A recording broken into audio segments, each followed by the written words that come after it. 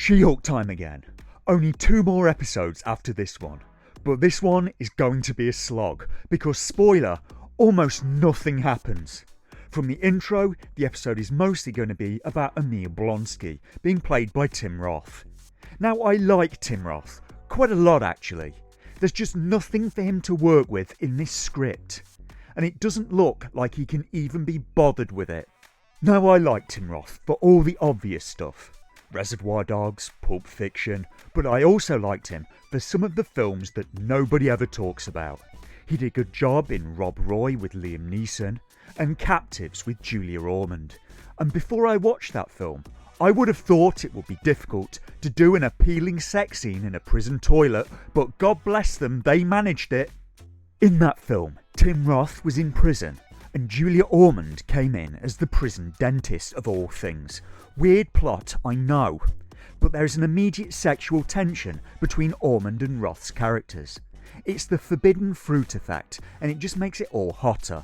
She's also in a position of power over him, but also has to show caring, and that, in addition to Julia Ormond smouldering through the entire film, make it a bit uncomfortable to watch with your parents.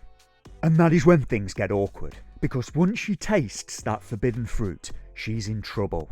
Now the power dynamic has shifted, and if he tells on her, she'd be in real trouble. As the film goes on, it all spirals out of control. Now, I currently have a female dentist who's a sadist, and she sexually assaults me every time I go for an appointment. Every single time. Which may sound bizarre to listeners around the world. I suppose you may be thinking, why do you put up with that? It's partly because I don't care. In addition, you have to understand how hard it is to find a good NHS dentist in the UK. So if she wants to put her nipple in my ear while she's looking at my teeth, I'll play dumb and pretend I don't know what's going on. As long as she doesn't try and put her hand down my trousers. And if anything, dental work goes better, I find, if I spend the whole appointment being motorboated anyway. Where was I? Oh yeah, She-Hulk, attorney at law. I mean, I'm just saying, if my dentist was Julia Ormond from Captives, I would make more regular dental appointments. I'd maybe even go to prison for it. I'd have the most well cared for teeth in that whole damn prison. Anyway, where was I? Oh yeah, I was supposed to be talking about She-Hulk. Do I have to? I mean, I think I'd have more fun at this point reviewing my dentist. I had to watch this episode twice again. I could have been watching Captives instead. I could be watching Julia Ormond making sexy noises while she pretends to get railed by Tim Roth against a wall. I've only seen that movie once. I saw this episode of She-Hulk twice, so don't be surprised if my next review is on Captives. That's all I'm saying. And I probably wouldn't even complain if Julia Ormond... Actually, if I carry on like this, there's a risk I may overshare, and this is, after all, supposed to be a She-Hulk review. I'm just saying, I really hope that Tim Roth lives a long life after this and carries on acting, because when I look at his IMDb page, if he has an accident and dies, and the last thing he did in his career was She-Hulk attorney at law, it would be tragic.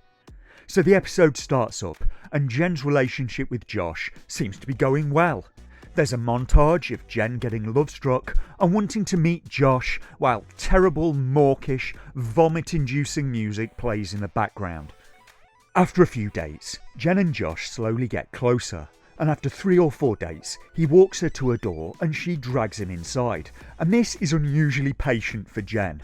On her past form from this season, I'm surprised she didn't do him at the wedding. They go back to her place, and mercifully the camera doesn't follow them. When Jen wakes up in the morning, Josh has already gone, which is a bit rude. Maybe he had to go to work, but he could have at least left a note. Jen messages him in the morning, and he never gets back to her. Jen goes to the office, and we learn that Jen is up for an award, Female Lawyer of the Year, but she keeps on checking her phone, and there's still nothing from Josh. They then cut to the next day, Saturday, and Josh still hasn't called. We have a minute of montage of Jen checking her phone while she does a lot of different activities, and my god, this is tedious. This may have worked better without a montage for their relationship. It would have given the audience the opportunity to see them bond, and it would have hit harder when he started to ghost her. On the other hand, I would have had to watch it. And in all this time, Jen has been wondering where Josh is gone, but she never once asks herself if he could have had a car accident. Could he be in hospital or in genuine need of help? Could he be in trouble? Because since she's become She-Hulk, trouble has followed her everywhere she's gone, and if he is in trouble, it could be her fault. Is there anyone she could contact who may know where Josh has gone? Maybe she could contact the intensely annoying friend whose wedding it was. Maybe she'd know, but instead, all Jen seems to care about is herself, as usual. But Jen is not asking herself if she could have done something horribly wrong to offend Josh, and that's what I'd be asking myself in her position. Did she do anything wrong? Did she ask him to do something weird in bed? She kind of seems the type to get to a key moment and then start calling you daddy. Or you could get to her place and she tells you that due to some trauma, she can only climax if you're both dressed as Colonel Sanders. But as usual for these writers, there's no introspection, there's no thinking of anybody but themselves, and there's absolutely no accountability. Sunday comes and Josh still hasn't called, and at this point, I feel the growing need to point out that this is supposed to be a legal superhero comedy show, and this episode has provided none of that. Jen then gets a phone call and immediately thinks it's Josh. She wants him to reply so much. She wants his attention, but she doesn't care enough to find out if he's bleeding to death in a ditch somewhere or has been kidnapped by one of her many enemies. And thank heavens Superman wasn't like this. Lois Lane got kidnapped about twice a week and needed rescuing, and it's a damn good job he didn't assume the worst when she didn't reply to a single message. And he was doing that before they were even dating. Jen is maybe the worst superhero I've ever seen. On the phone, it's instead Emil Blonsky's parole officer. It turns out something has gone wrong with Blonsky's inhibitor that prevents him from turning into the Abomination. The parole officer wants She-Hulk there in case Blonsky has turned into the Abomination and he needs to control him, so Jen drives with him to check on Tim Roth. Checking her phone all the way and still nothing from Josh.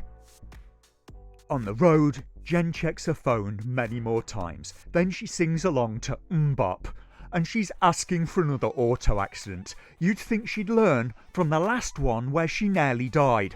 But no. Could you make me a cup of tea, please, Stephanie?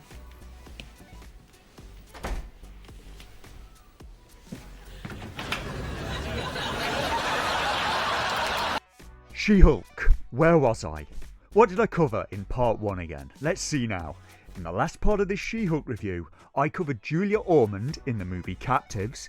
I covered my dentist putting her nipple in my ear during every dental checkup, and this should maybe demonstrate quite how little happens in this episode.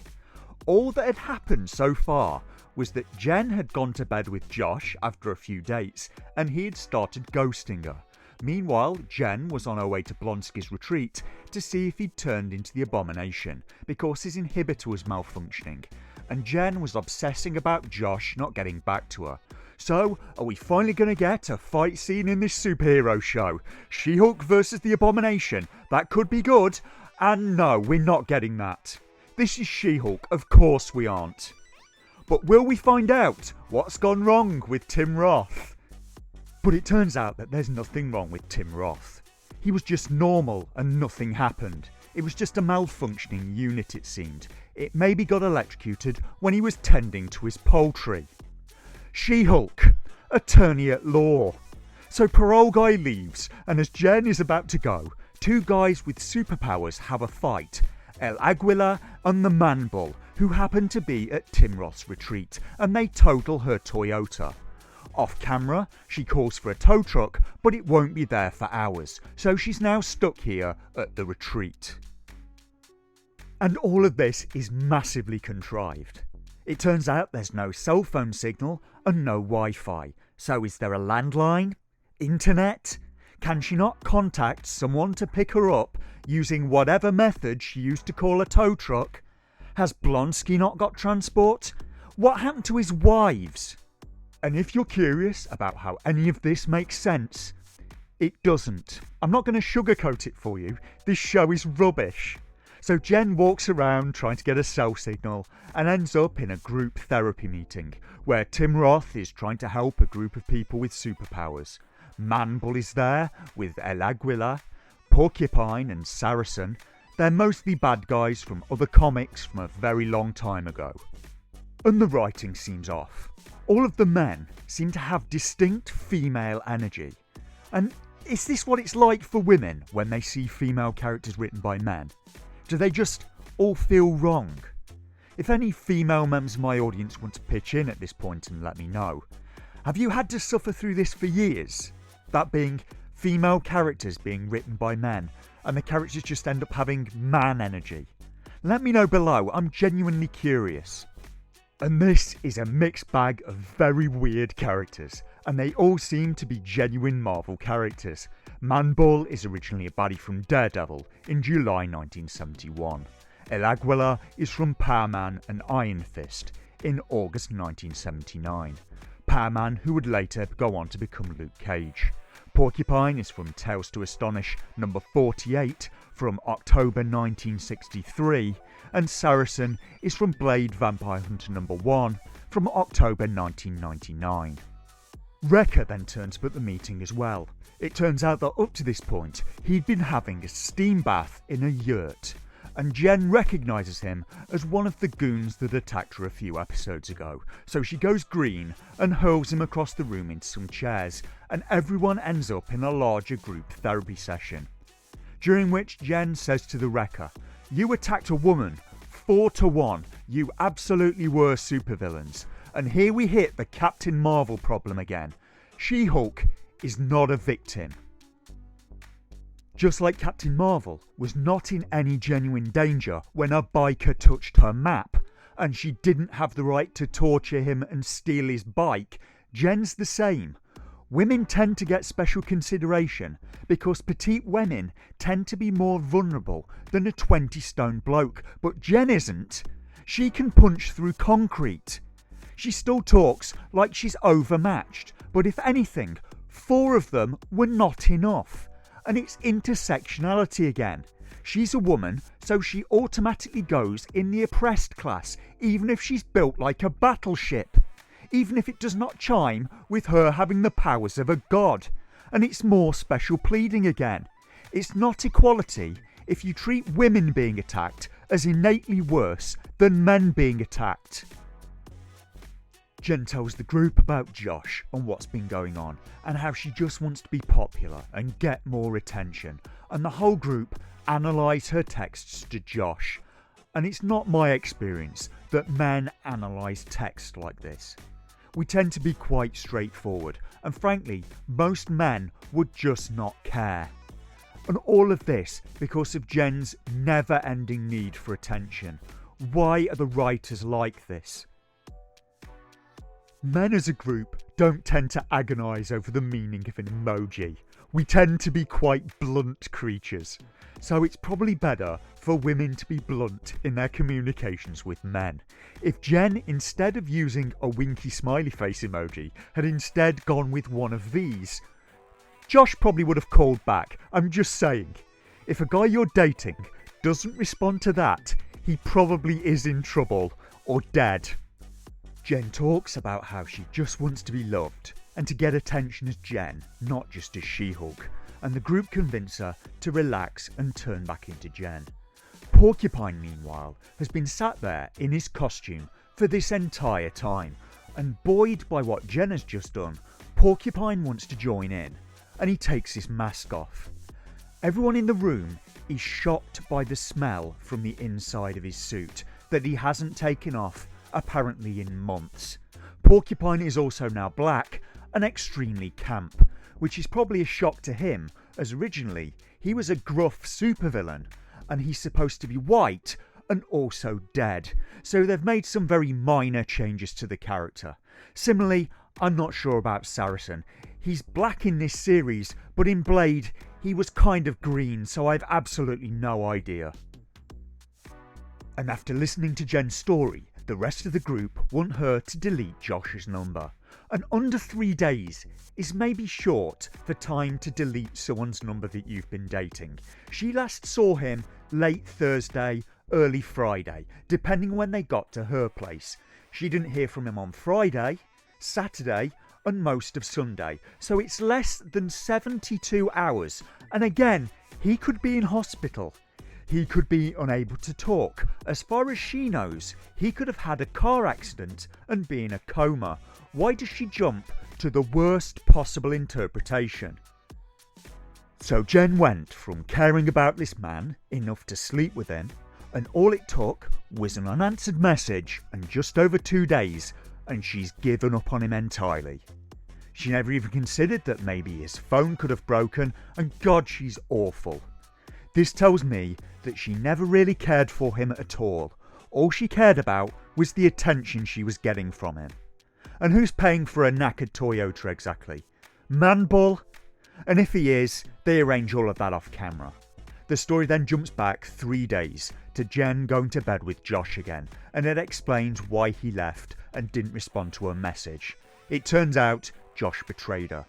While she was asleep, he got a blood sample from her, cloned her phone, and took a photo of her that he then sends to the head guy from Intelligentsia. So Josh is with Intelligentsia, it seems, and never cared for Jen at all. So they make quite the pair. Could you make me a cup of tea, please, Stephanie?